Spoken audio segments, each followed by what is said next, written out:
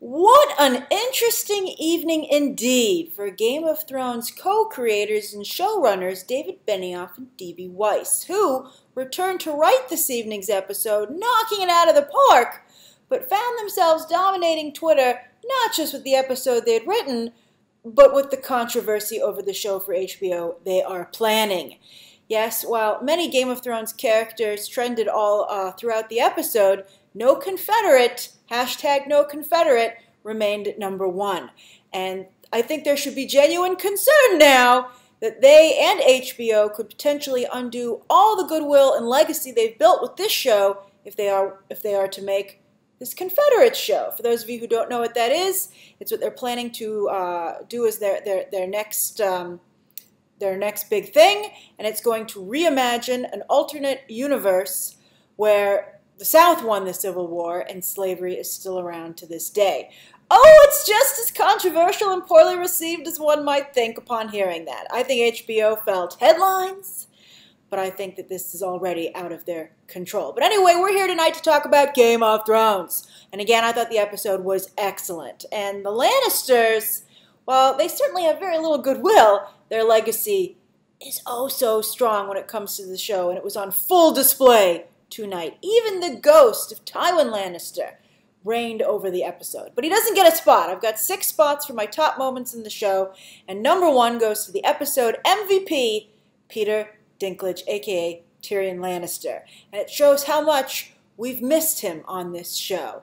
No other character quite like him. Very witty, very clever, and I'm talking about witty in terms of, the little jokes that he makes, but also clever in his strategic ability. Like the advice that he gives Daenerys is excellent. Fabulous hand of the king. And we're going to be talking about those who whisper in the ears of those who rule at the end of this review.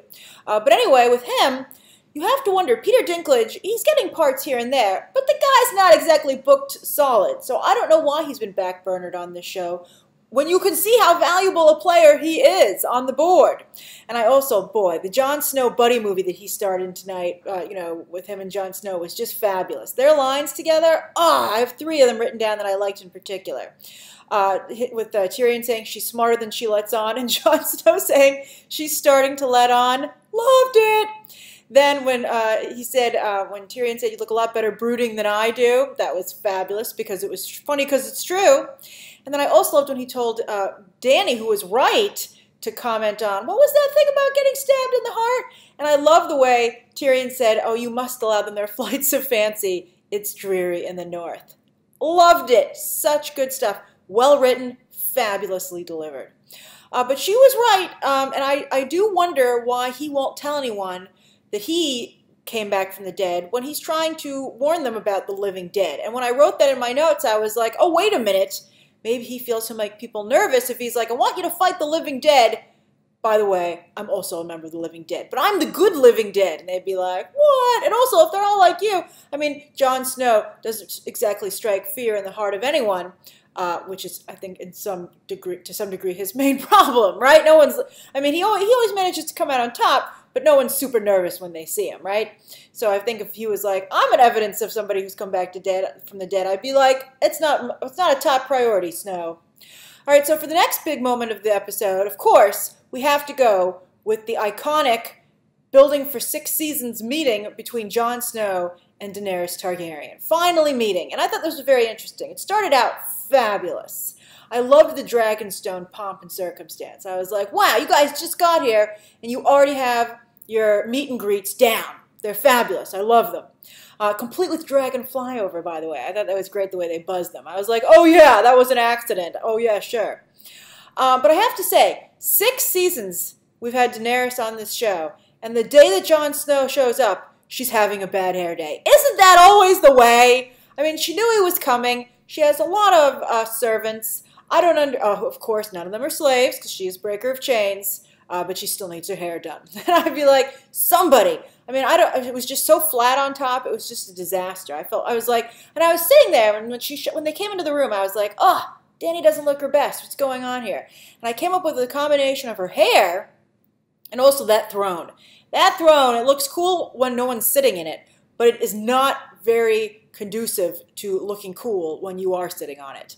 Like, I thought it made her look small, and also I think that she didn't have good posture when she was sitting on it. You know, some of the other thrones she's had, she's arched her back, she's looked really cool, she's been like kind of ready. Here she kind of looked like she was waiting for someone to ask her to dance. She looked almost like she was like a wallflower hiding in the corner. And I was just like, I'm surprised that she didn't have anyone, like she should have done like a dry run and been like, okay, you come in the room and tell me how I look when you come in. And I'd be like, oh, we got to change everything. You don't look good.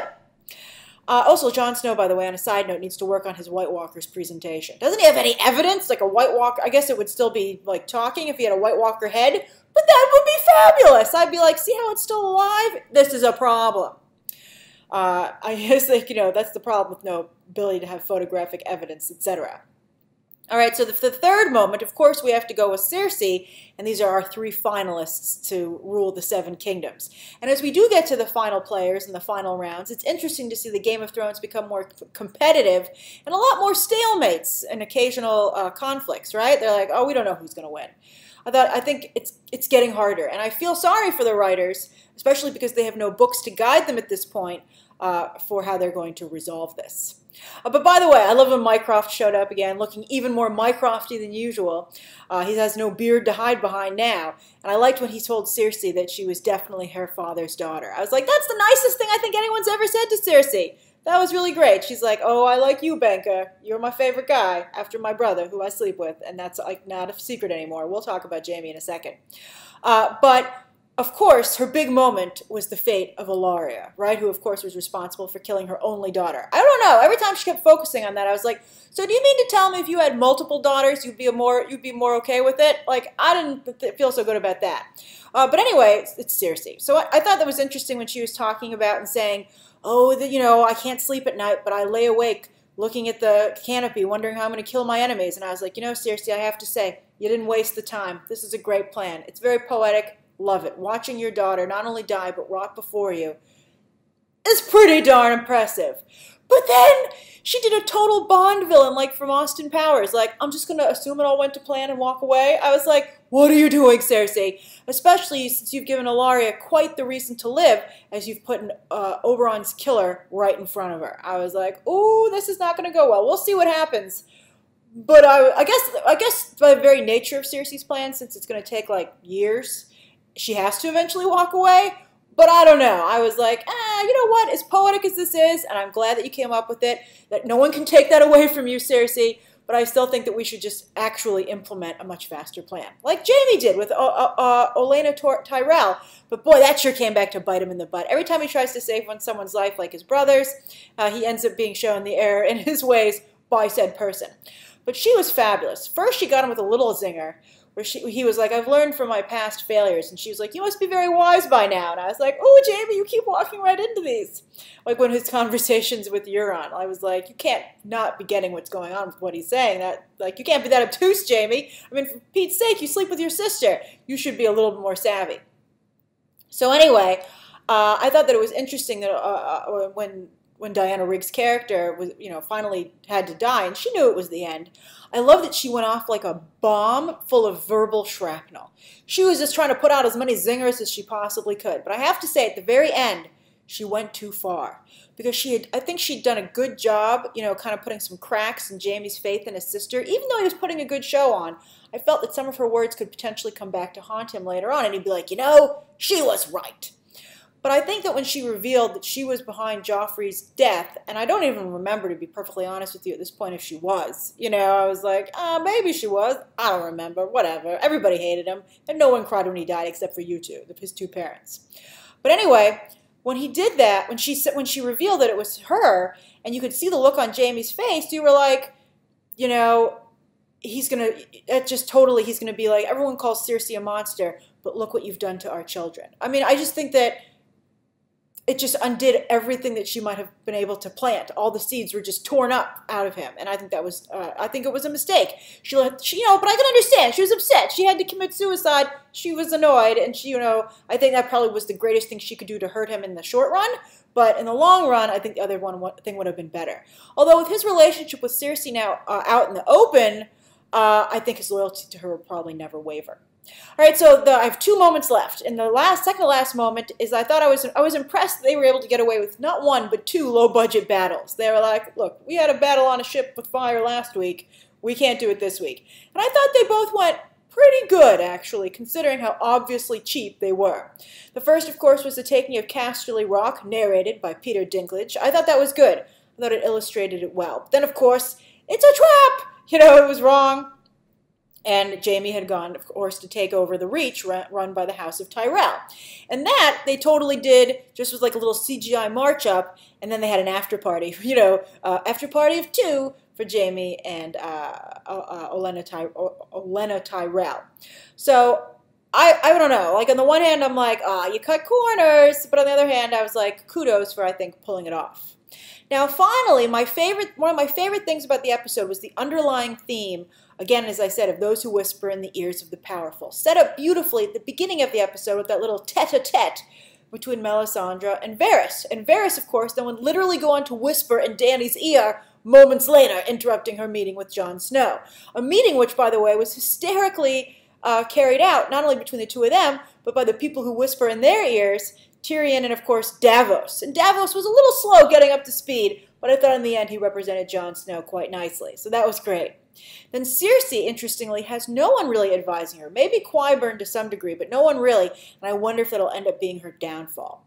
But then Littlefinger, I think, gave Sansa the best advice. I was like, damn, he's creepy, but you should keep him around, Sansa, because he knows what he's doing. He said you have to imagine every possible outcome, because that way you'll never be surprised and you'll always be ready. I thought that was fabulous advice. Now, of course, the show undercut it by having her then immediately be surprised anyway by the return of Bran. I guess he's like, you should imagine that no one you think is dead is actually dead, because they're either maybe still alive, or they're a White Walker, or maybe they were brought back to life by, you know, as Jon Snow was.